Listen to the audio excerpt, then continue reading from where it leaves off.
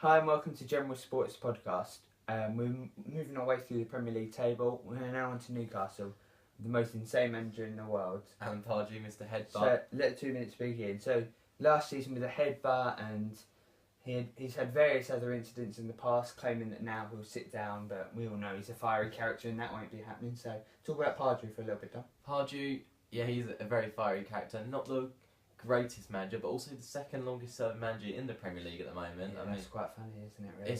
It's unbelievable how Pardew's the second longest manager. I think he's only appointed in like 2011 maybe.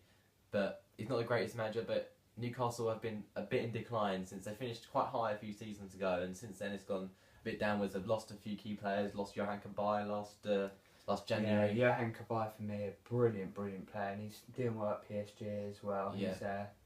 He's a real loss for Newcastle for me. He's right in the heart of that French team during the World Cup. There's no Rami this year. Yeah, you look at him last season, clinical finisher. Still at QPR with his failed medical at Liverpool. Well, supposedly failed medical. We're not too sure if that's true or that's just a way to cover up whatever did happen.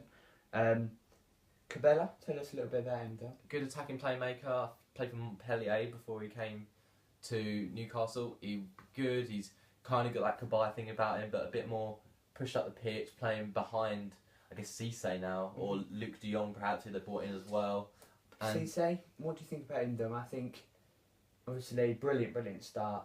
I think everyone remembers that goal against Chelsea. Do you remember that volley that curved in over Cherry? That was an unbelievable goal. But other than that, started really well because I remember Demba was doing well. Cisse came in, stole the show for the rest of the season. Yeah.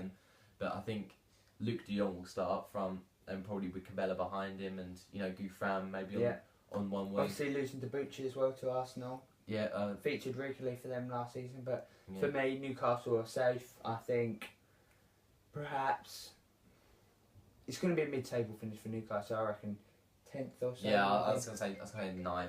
I think 9th for Newcastle would be a good season for them. Well, we've run out of time, but thanks for watching GSP.